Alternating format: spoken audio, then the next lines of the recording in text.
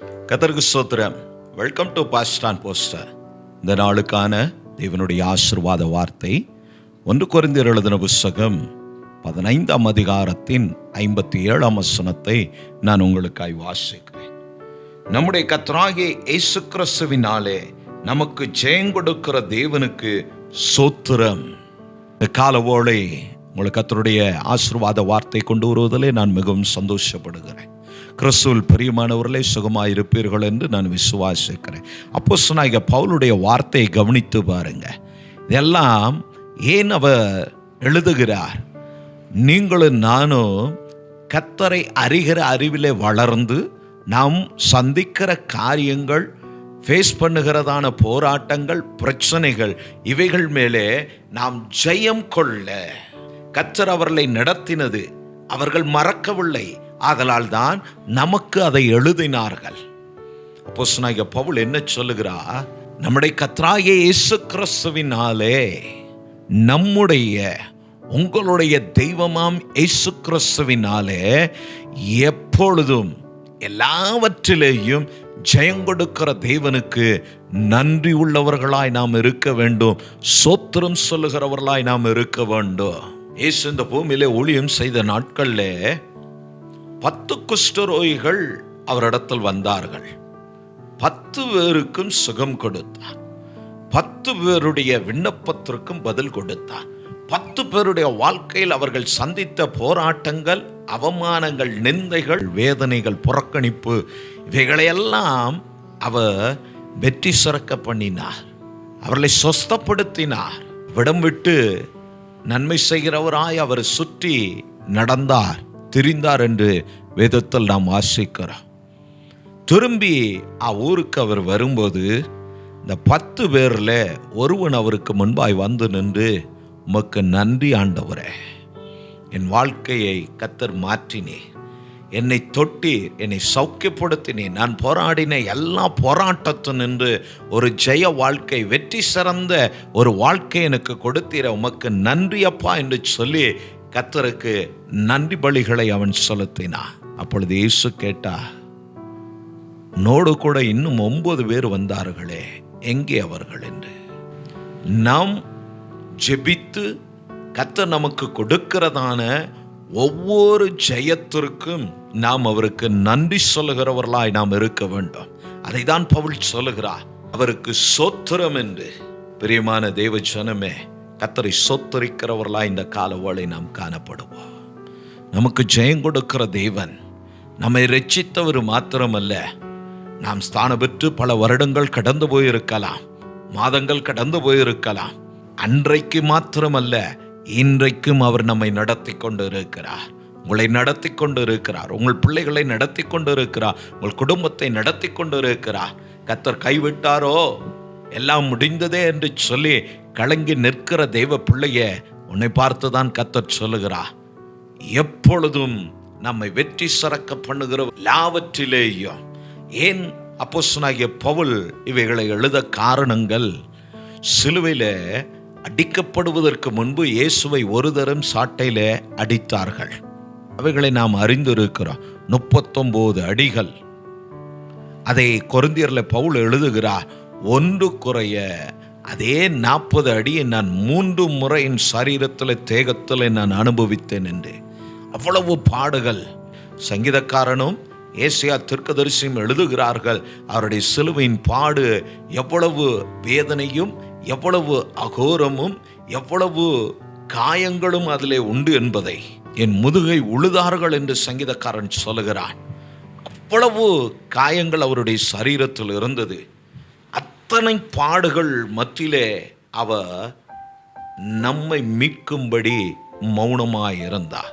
நம்முடைய இந்த கிறிஸ்தவ வாழ்க்கையில நாம் எப்பொழுதும் வெற்றி சிறக்க வேண்டுமானால், நீங்கள் சந்திக்கிற காரியங்கள் ஒவ்வொன்றிலும் நீங்கள் ஜெயம் கொள்ள வேண்டுமானால், வெற்றி அடைந்தவர்களாய் கர்த்தர் உங்களை நிறுத்த வேண்டுமானால், நாம் ஒன்றை செய்ய வேண்டும். எல்லா சூழ்நிலையிலும் என்ன வந்தாலும், என்ன வார்த்தைகளை கேட்டாலும், என்ன பழி சொல்லானாலும், என்ன போராட்டமானாலும், என்ன பிரச்சனை ஆனாலும், நாம் கர்த்தருக்கு முன்பு மாத்திரம் நாம் நின்று நம்மை எதிர்க்கிறவர்களுக்கு முன்பு நாம் மௌனம் காப்போமானால் வெற்றி நிச்சயம் உங்களுடையதாயிருக்கும். அப்போஸ்தலனாகிய பவுல் இப்படி அவனுடைய ஊழியத்தின் பாதையிலே சபைகள் சாபித்த போது கூட இருந்தவர்கள் செய்த துரோகம், சபையிலே வந்த குழப்பம், பிரச்சனைகள், இவைகளையெல்லாம் கர்த்தருடைய நாமத்தினாலே, இயேசுவின் நாமத்தினாலே அவன் ஜெயமெடுத்தபடினாலே கர்த்தர் அவனுடைய நாட்கள் வரை அவனுக்கு ஜெயத்தை, வெற்றியை கொடுத்தபடினால தான் தெளிவாய் எழுதுகிறான். கர்த்தராகிய கிறிஸ்து இயேசுவினாலே எப்பொழுதும் ஜெயம் கொடுக்கிற தேவனுக்கு ஸ்தோத்திரம் உண்டாவதாக. ஜெயம் என்று சொன்ன உடனே ஞானியினுடைய வார்த்தை நம்ம எல்லாருக்கும் நினைவுக்கு வரும். குதிரை யுத்த நாளுக்கு ஆயத்தமாகும் ஜெயமோ கர்த்தரால் வரும். ஆம், நிச்சயம் ஜெயம் கர்த்தரால் வரும். நம்முடைய பிரயாசங்கள் எல்லாம் ஒன்றுமில்லை. நாம் பிரயாசப்படணும், முயற்சிக்கணும். கர்த்தர் அதை ஆசீர்வதிக்கிறார், கர்த்தர் அதை சித்திக்க பண்ணுகிறார், கர்த்தர் அதை வாய்க்க பண்ண போதுமான தெய்வமாயிருக்கிறார். இந்த கால ஓலை பவுல் அவருடைய வாழ்க்கையின் அனுபவத்தில், ஊழியத்தின் பாதையிலே அழைக்கப்பட்ட நாளிலிருந்து தெய்வம் யார் என்பதை இந்த பாடுகளின் ஊடே அவர் அறிந்து அவைகளை பின்பு சபைக்கும் உங்களுக்கும் எனக்கும் அதை எழுதி வைத்திருக்கிறார். இந்த கால ஓலை வார்த்தை எடுத்து கர்த்தர் உங்களை தைரியப்படுத்துகிறார். கலங்காதீங்க, பயப்படாதீங்க, சோர்ந்து போவாதீங்க. நிச்சயம் இயேசுவின் நாமத்தினாலே இந்த கால ஓலை, இந்த நாள் ஒரு வெற்றியின் நாளாய் கர்த்தர் உங்களுக்கு மாற்றி தருவார். உங்கள் தோல்வி ஜெயமாய் மாறும். தைரியமாய் வார்த்தையை நம்பி கடந்து போங்க. ஜெயத்தோடு திரும்ப செய்ய கர்த்தர் போதுமானவராய் உங்களோடு கூட இருப்பார். அப்போஸ்தலனாகிய பவுல் ரோமரில் ஒரு வார்த்தை எழுதுகிறார். அது என் நினைவுக்கு வருகிறது. நான் அதை உங்களுக்காய் வாசிக்கிறேன். 8ஆம் அதிகாரத்தின் 37ஆம் வசனம். இவை எல்லாவற்றிலேயும் நாம் நம்மில் அன்பு கூறுகிறவராலே நாம் ஜெயம் கொள்ளுகிறவர்களாய் நாம் இருக்கிறோம். கேட்டுக்கொண்டு இருக்கிற உங்களுடைய சூழ்நிலையை கர்த்தர் அறிவார். ஒருவேளை அது எனக்கு தெரியாது, உங்களோடு இருக்கிற உங்கள் வீட்டாருக்கு கூட தெரியாத உங்களுடைய வேதனை, உங்களுடைய மனத்தாங்கல்கள், கர்த்தர் அவை எல்லாம் கவனித்து கொண்டு இருக்கிறார். அழுது கொண்டு இருக்கிற நீங்கள் பாக்கியவான்கள். ஏனெனில் உங்களை கர்த்தர் தம்முடைய மகிமை வெளிப்படுத்த விரும்புகிறார். உங்களுடைய அழுகையை ஆனந்த களிப்பாய் இந்த கால ஓலை கர்த்தர் மாற்றுவார். அப்போஸ்தலனாகிய பவுலுடைய வாழ்க்கையிலே அவர் அடைந்த வெற்றிகளை, அவர் சந்தித்த போராட்டங்கள், பிரச்சனைகள் எல்லாம், இன்று நாம் சந்திக்கிற போராட்டங்கள், பிரச்சனை எல்லாம் நாம் மடிவதற்காக, நாம் சோர்வடைவதற்காக அல்ல. தெய்வம் யார் என்பதை நாம் அறிந்து கொள்ளவும், நம்மை சுற்றி இருக்கிறவர்கள், நாம் நம்புகிற, நாம் நம்பிக்கைக்குரிய, நாம் ஆராதிக்கிற கர்த்தர் எப்படிப்பட்டவர் என்பதை அவர்கள் விளங்கிக் கொள்ளும்படி கர்த்தர் அவைகளை அனுமதிக்கிறார். அப்படிதான் பவுல் அந்த அனுபவங்களை எல்லாம் பின்பு சபையாருக்கும், ஏன் உங்களுக்கும் எனக்கும், நம்முடைய கிறிஸ்தவ வாழ்க்கையின் பிரயோஜனத்திற்காக, நாம் ஒரு வெற்றி சிறந்த கிறிஸ்தவ வாழ்க்கை வாழ்வதற்காக இவைகளை கர்த்தர் அவனை நடத்தி நமக்கு நல்லதொரு வார்த்தைகளை, நல்லதொரு அனுபவத்தை கர்த்தர் நமக்கு கற்றுக் கொடுத்திருக்கிறார். ஆதலால் பயப்பட வேண்டாம். நாம் இன்று சந்திக்கிற காரியங்கள், இவைகளை பார்த்து பல நேரங்களில் சோர்வடைகிறவர்களாய் காணப்படுகிறோம். அதை குறித்து கவலைப்படுகிறோம், அதை குறித்து சிந்திக்கிறோம், அதிகமாய் பாரப்படுகிறோம். ஏன், நாம் நினைத்தது போல் ஒன்றும் நடக்கலை. இதை மாத்திரம் சிந்திப்பதனால தான் வேதனைப்படுகிறோம். பவுலோட அனுபவம் இப்போ நடப்பதை குறித்து கவலைப்படுகிற மனிதன் அல்ல. முன்பு நடந்த காரியங்களில் கர்த்தர் எப்படியெல்லாம் தனக்கு பக்கபலமாயிருந்தார், எப்படியெல்லாம் தன்னை பலப்படுத்தினார், எப்படியெல்லாம் தன்னை நடத்தி வந்தார் என்பதை குறித்த தெளிவு இருந்தது. நல்ல கிறிஸ்தவனை கர்த்தர் எப்பொழுதும் நடத்தி கொண்டே இருப்பாருங்க.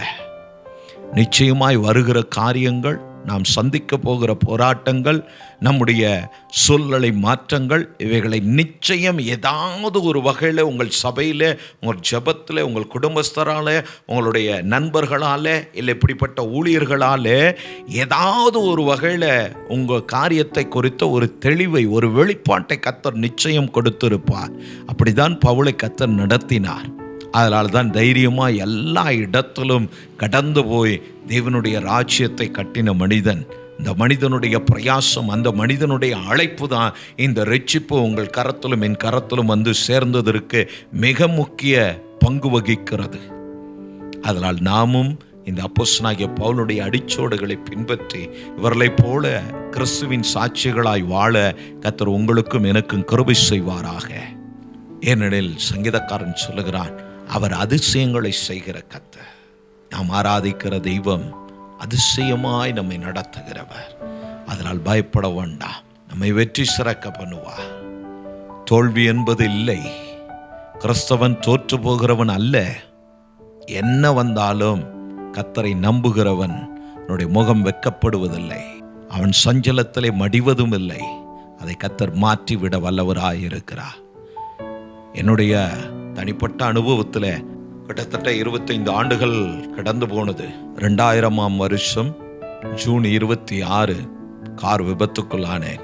அதுக்கு 3 மாதத்துக்கு முன்பே என் தகப்பன் வெளிப்பாட எனக்கு சொன்னார், நீ வாகனத்தை எடுக்க வேண்டாம், 2 வீலரோ 4 வீலரோ எதையும் தொட வேண்டாம், விபத்து நடக்கும், நொண்டி நடப்ப ஜாக்கிரதையாயிருன்னு எச்சரித்தார். 3 மாதங்கள் எந்த வாகனத்தையும் நான் தொடலை. நடந்து போனேன். சபையின் வாலிபர்களை பயன்படுத்தி ஊழியத்தை செய்தேன். 3 மாதம் கடந்து போனதே, ஒன்றுமில்லை, கர்த்தர் எல்லாவற்றையும் மாற்றி விடுவார், பார்த்து கொள்வார் என்று சொல்லி திருச்சி டு கோயம்புத்தூர் என்னுடைய காரில் சபையின் வாலிபர்களாய் நாங்கள் 6 பேர் போனோம். போனவர்கள் போன லக்கையும் அடையில, திரும்பி வீட்டுக்கும் வரல. விபத்து ஆனது. விபத்தில் சிக்கி நாங்கள் திரும்பி திருச்சி சிஎஸ்ஐ ஹாஸ்பிட்டலில், உறையூரில் இருக்கிற ஹாஸ்பிட்டலில் அட்மிட் செய்யப்பட்டோம். 21 நாள் கோமால இருந்து நான் ரெக்கவரி ஆனேன். என் தகப்பன் தேவ சமூகத்தில் போராடி ஜெபித்தா. இந்த போராட்டமான சூழ்நிலையில் 3 முறை டாக்டர்கள் நான் மரித்து போவேன் என்று சொன்னார்கள்.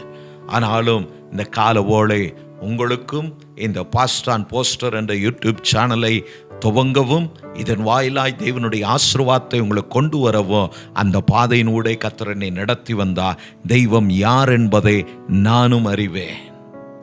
இந்த மரணம் என்ன என்பது அந்த நேரங்களில் நன்றாய் நான் புரிந்து கொண்டேன். கர்த்தர் அதை ஜெயித்தார். கர்த்தருடைய ஊழியக்காரனையும் ஜெயம் கொள்ள செய்கிறார். இதான் நம்முடைய தெய்வம். இவர்தான் உங்களுடைய தெய்வம். அதிசயமானவர். அவருடைய அதிசயங்கள் நம்முடைய வாழ்வின் வெற்றியாகும், உங்களுடைய வெற்றியாகும். அதனால் சோர்ந்து போகாமல் தைரியமாய் திடமனதாய் இருந்து உங்கள் காரியத்தை முன்னெடுத்து கடந்து போங்க. என்னவானாலும் சேனைகளின் தெய்வம் உங்களோடு இருக்கிறார். அந்த கால ஓலை ஊழியக்காரனாய் நானும் உங்களை தைரியப்படுத்தி அனுப்புகிறேன். தைரியமாய் கர்த்தருடைய வார்த்தையினாலே கர்த்தருடைய ஊழியக்காரனாய் நான் சொல்லுகிறேன், தைரியமாய் கடந்து போங்க. ஜெயத்தோடு திரும்ப கர்த்தர் உங்களுக்கு கிருபை அருளுவார். நாம் ஒருமனப்பட்டு கண்களை மூடி நாம் ஜெபிப்போம். அன்பின் பிதாவே, இந்த கால ஓலைக்காய் ஸ்தோத்திரம். அப்போஸ்தலனாகிய பவுல் சொன்னது போல நம்முடைய கர்த்தராகிய இயேசு கிறிஸ்துவின் நாமத்தினாலே நமக்கு ஜெயம் கொடுக்கிற தேவனுக்கு ஸ்தோத்திரம் என்ற வார்த்தையின்படி என்னோடு ஜெபிக்கிற ஆண்டவரே, இந்த கால ஓலையில் இந்த வார்த்தை விசுவாசித்து தைரியப்பட்டு ஜெபித்து கொண்டு இருக்கிற பிள்ளைகள் இந்த நாளில் இவருடைய தோல்வி ஜெயமாய் மாறுவதாக. போகிற இடங்களில் ஆண்டவரே இவர்கள் வெட்கப்படாதபடி இவருடைய முகத்தை பிரகாசிப்பிக்க பண்ண, போகிற இடங்களில் ஜெயத்தை கொடுத்து இவர்களை வெற்றி சிறக்க பண்ணுவீராக. பவுலை நடத்தின தெய்வம் இந்த கால ஓலைமுடைய பிள்ளைகளை நடத்தும்படியா நானும் இவர்களை ஆசீர்வதிக்கிறேன். இவர்கள் வெற்றியோடும் ஜெயத்தோடும் திரும்பி வரும்படி கர்த்தர் கிருபை செய்வீராக. போகிற இடங்களிலெல்லாம் தெய்வ பிரசன்னம் இவர்களுக்கு முன்பாய் கடந்து போய் கோணல்களை நேராக்கட்டும் ஆண்டவரே, தடைகளை மாற்றட்டும் ஆண்டவரே. ஆண்டவரே, மிகாலை நாங்கள் வாசிப்பது போல தடைகளை நீக்குகிறவர் அவர்களுக்கு முன்பாய் கடந்து போகிறார் என்ற வார்த்தையின்படி இந்த கால ஓலை தடைகளை மாற்றுகிறவர் அவர்களுக்கு முன்பாய் கடந்து போய் எல்லா தடைகளையும் மாற்றி ஜெயத்தோடு களிப்போடு சந்தோஷத்தோடு ஆனந்தத்தோடு ஆண்டவர் கர்த்தர் நன்மை செய்தார் என்று சொல்லி ஆண்டவரே உமது அதிசயமான கிரியைகளை துதிக்கிற ஜனமாய், நன்றி சொல்லுகிற குடும்பமாய், சகோதர சகோதரிகளாய், பிள்ளைகளாய் கர்த்தர் இவர்களை மாற்றும்படியாய் நான் ஆசீர்வதித்து ஜெபிக்கிறேன். கிருபையும் சமாதானமும் ஒவ்வொருவரோடும் இருக்கட்டும், இயேசுவின் நாமத்தினாலே. ஆமென், ஆமென். தொடர்ந்து நாம் இணைந்து கர்த்தர் நாமத்தை மேம்படுத்துவோம். உங்களுடைய மேலான கருத்துக்கள், ஆலோசனைகளை எங்களுக்கு தெரியப்படுத்துங்க. நாங்கள் உங்களுக்காய் ஜெபிக்கிறோம். கர்த்தர் உங்களோடு இருப்பாராக. கர்த்தர் உங்களை ஆசீர்வதிப்பாராக.